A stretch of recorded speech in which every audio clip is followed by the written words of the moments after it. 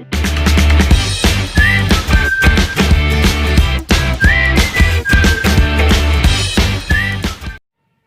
Everyone, welcome to our YouTube channel Success Thunder. आज हम लोग करेंगे एक मॉडरेट लेवल की पजल, ठीक है।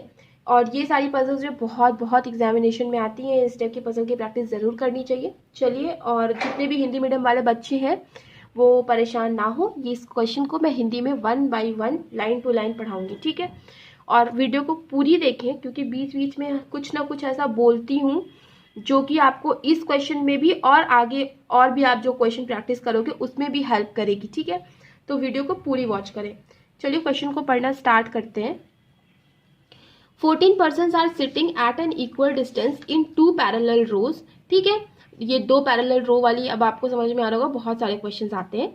14 लोग हैं 2 पैरेलल रोज में, A to G, ठीक है। ए से जो G है वो रो 1 में है, जो कि नॉर्थ की तरफ फेस कर रहे हैं, ठीक है। तो जो रो 1 है वो नॉर्थ की तरफ फेस करेगी।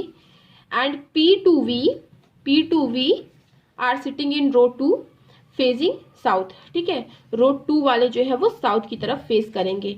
तो जो रो 2 वाले हैं वो कौन है, P से V तक है, और A से G वाले हैं कौन, रो A वाले, ठीक है। देखिए, जब भी इस टाइप की पजल हो तो पहले से आपको लाइन नहीं टाननी है, ठीक है। अगर आप पहले से लाइन टान लोगे तो आपको क्वेश्चन करने में बहुत दिक्कतें आएंगी। तो ये वाली पजल हो गई, बॉक्स पजल हो गई, इन सभी में आपको पहले से कुछ नहीं करना है। आप क्वेश्चन की कंडीशंस को पढ़ते जाओ आप सभी लोग, और इसको फिर धीरे धीरे से क्वेश्चन में सेट करो। आज आप थोड़ा सा इसका देख लो कैसे करते हैं। Both the rows are facing each other, okay, both the rows are facing each other.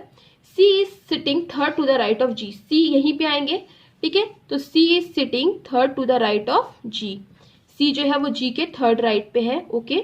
G, who is sitting opposite to P, ये जो हु होता है ना, हु या विच जो भी होता है वो नियरेस्ट सब्जेक्ट के लिए आता है, ठीक है। तो दैट मीन्स ये जो हु आया वो किसके लिए आया, G के लिए आया। तो G is sitting opposite to the P, ठीक है। तो G is sitting opposite to the P, ठीक है। 3 persons are sitting between P and V, P और V के बीच में 3 है। देखो एक बात सोचो कि अगर P से V हम यहाँ पे सेट करते हैं तो यहाँ पे तो सेट हो जाएगा 1 2 3 persons एंड V। लेकिन अगर P से V हम यहाँ से सेट करते हैं तो देखो 3 पर्सन तो यहाँ पे आएंगे ही आएंगे, पर अगर यहाँ पे V सेट करेंगे तो इस तरफ भी 4 पर्सन और आ जाएंगे। 4 3 कितने हो जाएंगे, 7 हो जाएंगे, राइट। तो 4 3 7 हो जाएंगे, लेकिन हमारे यहाँ पे सॉरी 4 यहाँ पे और इधर भी 4, तो 4 4 कितने हो जाएंगे, 8 हो जाएंगे। लेकिन हमारे इस क्वेश्चन में कितने लोगों को सिर्फ बैठा सकते हैं, सिर्फ 7 लोगों को बैठा सकते हैं। तो इसीलिए P यहीं पे आएगा, इसी साइड आएगा, okay. Q is sitting opposite to the immediate neighbour of G, G का जो इमीजिएट नेबर है उसके ऑपोजिट है Q। तो G का जो इमीजिएट नेबर है उसके ऑपोजिट है Q। एक और पॉसिबिलिटी से बन सकती है कि G का जो इमीजिएट नेबर होगा उसके ऑपोजिट होगा Q, राइट। देखो इसमें 2 पॉसिबिलिटी बन सकती है कि नहीं बन सकती है, हाँ बन सकती है, ठीक है। अब आगे पढ़ते हैं। B and C are not sitting adjacent to each other, इसको हम कहीं नहीं पुट कर सकते, इसको हम यहाँ पे ऐसे लिख लेते हैं कि B और C जो है वो एडजेसेंट नहीं बैठेंगे, ठीक है। Are not sitting adjacent to each other. 2 persons are sitting between V and U, V और U के बीच में 2 लोग बैठेंगे। अब एक बात सोचिए आप, अगर V से U को यहाँ पे आप बैठाएंगे तो क्या बैठ पाएंगे, नहीं, क्योंकि Q यहाँ पे ऑलरेडी है। तो V से आप U को कहाँ बैठाओगे, यहीं बैठाओगे। अब काउंट करो कितने लोग हैं, 1 2 3 4 5 6 7 8। तो क्या यहाँ पे 8 लोग आ सकते हैं, नहीं, क्योंकि 7 लोगों की हमारी क्वेश्चन में प्लेस दी गई है। तो ये कंडीशन क्या हो गई, हमारी एलिमिनेट हो गई। अब देखो यहाँ से देख लो, V से U को एक बार आप इस तरफ बैठा के देखो, तो 1 2 U मैंने यहाँ बैठा दिया। तो कितने लोग हैं, 1 2 3 4 5 6 लोग हैं। पर अगर V से U को यहाँ बैठाओगे तो 6 लोग तो यहाँ ऑलरेडी है। तो V से U को जब यहाँ बैठाओगे तो 3 लोग और जुड़ जाएंगे, 6 + 3 कितने हो जाएंगे, 9 लोग हो जाएंगे। पर क्या यहाँ पे 9 लोगों को बैठाने की प्लेस है, नहीं। तो इसीलिए U को हम यहीं पे बैठाएंगे। आगे बढ़ते हैं। आगे क्वेश्चन में लिखा है 1 person is sitting between T and S, who is not sitting opposite to C। मतलब C के ऑपोजिट S नहीं बैठा। ये जो हु आया वो किसके लिए आया है, S के लिए आया है, क्योंकि जो हु और विच आता है वो नियरेस्ट सब्जेक्ट के लिए आता है, जो कि यहाँ पे क्या है, S है। तो टी और एस के बीच में एक लोग हैं, यहाँ पे लिख लेते हैं कि टी और एस के बीच में एक लोग है, मगर एस जो है वो सी के ऑपोजिट नहीं बैठा है। तो ठीक है, यहाँ पे हम लिख के क्रॉस कर देते हैं, simple. 1% sitting between G and A, G और ए के बीच में एक लोग बैठे हैं, ठीक है। अब देखो यहाँ पे कितने लोग बैठे हैं, 6 लोग बैठे हैं, केवल एक लोगों को और बैठाने की जगह है। तो एक हम लोग काम करते हैं कि यहाँ पे एक और पॉसिबिलिटी ड्रॉ कर लेते हैं। क्यू पी यू 2 डैश है, वी है, और यहाँ पे एस नहीं आएगा, यहाँ पे ठीक है। एक बार हम लोग इस तरफ एक लोग बढ़ा देते हैं और एक बार हम लोग इस तरफ एक लोग बढ़ा देते हैं, ठीक है। हो गए 7 लोग बैठ गए ना, तो ठीक है, बस आगे बढ़ते हैं।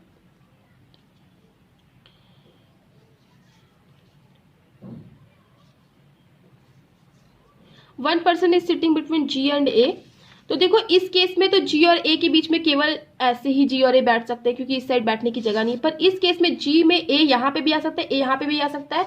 तो देखो प्री लेवल की पजल में अभी आप क्या करते हो, थोड़ा सा आप लिबरल हो जाओ, यहाँ पे भी जी को ए को लिख दो और यहाँ पे भी ए को लिख दो, और इसको हम लोग फिर आगे देखेंगे। ये हम समझ गए कि ए या तो यहाँ पे भी आ सकता है, ए या तो यहाँ पे भी आ सकता है। तो आगे देखते हैं अब इसका क्या करना है, क्वेश्चन को आगे रीड करते हैं। B is sitting second to the left of E, who is not sitting opposite to V।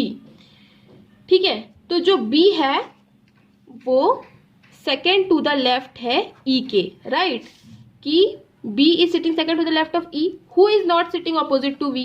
तो E जो है वो V के ऑपोजिट नहीं आएगा, राइट।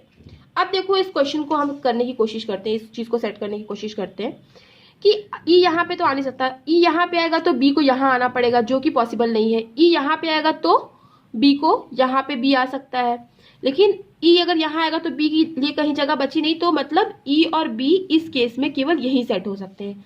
यहाँ पे देख लीजिए, अगर ई यहाँ सेट होता है तो बी यहाँ पे इसकी जगह है नहीं, ई यहाँ पे हो ही नहीं सकता। अगर ई यहाँ सेट होता है तो बी की जगह यहाँ पे बन जाएगी, लेकिन अगर ई यहाँ पे सेट होगा तो बी की जगह और कहीं है नहीं, तो इसकी भी हमारी प्लेस सेट हो गई। तो चलो ये हमारा हो गया। और एक चीज थी कि बी और सी कभी एडजेसेंट नहीं होंगे, तो दोनों ही केस में बी और सी एडजेसेंट नहीं हुए हैं, तो मतलब ये भी हमारा सॉल्व हो गया, ठीक है। अब एक चीज था कि टी और एस के बीच में केवल एक ही लोग आएंगे। तो इस केस में देखो टी और एस के बीच में एक लोग आने की कहीं पे टी और एस बैठाने की जगह है नहीं है। तो मतलब ये वाली कंडीशन हमारी क्या होगी, क्योंकि टी और एस को अगर यहाँ बैठाएंगे तो टी और एस को फिर यहाँ पे भी बैठना पड़ेगा, जो कि जगह है ही नहीं। टी और एस को यहाँ बैठाते हैं तो कहीं ना कहीं टी और एस की जगह नहीं मिल पा रही है, ना ही यहाँ पे मिल पा रही है। तो ये वाली हमारी कंडीशन एलिमिनेट हो गई। यहाँ पे टी और एस बैठ सकते हैं, लेकिन एक चीज देखो कि एस यहाँ नहीं बैठ सकता, क्योंकि ऑलरेडी बोल दिया गया क्वेश्चन में कि सी के ऑपोजिट एस नहीं आएगा, मतलब एस यहाँ पे आएगा और टी यहाँ पे आएगा, ठीक है। तो ये वाली कंडीशन भी हमारी एलिमिनेट हो गई। तो यहाँ पे बचे हुए जगह पे कौन आएगा, आर ही आ सकता है, हो गया। अब यहाँ पे क्या बोला है कि ई यहाँ नहीं आएगा, तो ये चीज तो हमने पहले से ही फिक्स कर ली है कि ई यहाँ नहीं आया, ई यहाँ पे आ गया। अब केवल 2 ही पर्सन को हमें सेट करना है। आगे देखते हैं।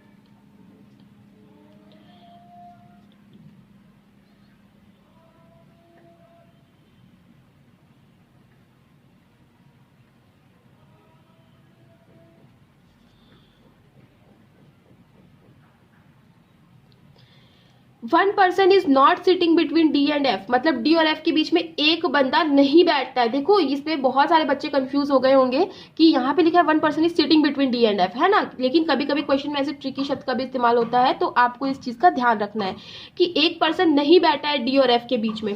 तो ठीक है, डी और एफ के बीच में एक पर्सन नहीं बैठेगा, ठीक है। F who is not sitting at any corner, F corner में नहीं बैठा, मतलब एफ यहाँ पे बैठेगा और डी यहाँ पे बैठेगा, और इन दोनों के बीच में क्या एक पर्सन बैठा, नहीं बैठा। तो ठीक है, ये वाली कंडीशन भी हमारी हो गई। 2 person are sitting between Q and R, Q और आर के बीच में 2 लोग हैं, तो ये वाली हमारी कंडीशन भी बन गई। मतलब ये वाली पॉसिबिलिटी जो हमने बनाई थी ये बिल्कुल सही है, ठीक है। तो आप इस टाइप के क्वेश्चन की प्रैक्टिस करो, बहुत आते हैं एग्जाम में, ठीक है। और मेंस के एग्जाम में भी ऐसी पजल्स आती हैं, बस इसमें क्या होता है एक पैरामीटर बढ़ा सकते हैं, मतलब यहाँ पे एक प्रोफेशन जोड़ देगा या कुछ भी ऐसा ही जोड़ देंगे। लेकिन इस टाइप के क्वेश्चंस प्री और मेंस दोनों में आते हैं, और सेम ट्रिक के सेम मतलब सॉल्व करने का जो तरीका होगा वो बिल्कुल सेम होगा। मेंस में बस यही होगा कि इसमें एक पैरामीटर बढ़ा दिया जाएगा, लेकिन अब आप इजीली सॉल्व कर लोगे क्योंकि इसका तरीका यही होता है। तो कभी भी बॉक्स पजल हो चाहे इस तरह की लाइनियर पजल्स हो जो कि नॉर्थ साउथ फेस करती हो, कुछ कुछ में ऐसा होता है कि दोनों ही नॉर्थ फेस कर रही है ना, कुछ कुछ में ऐसा होता है कि दोनों ही साउथ फेस कर रही हैं, तो कुछ भी हो लेकिन तरीका यही होगा बनाने का कि कभी भी आप उनकी प्लेस पहले से नहीं फिक्स करोगे, आप क्वेश्चन बनाते जाओ, प्लेस ऑटोमेटिकली फिक्स हो जाएगी। Okay, so thanks to all for watching. मिलते हैं अपनी नेक्स्ट वीडियो में।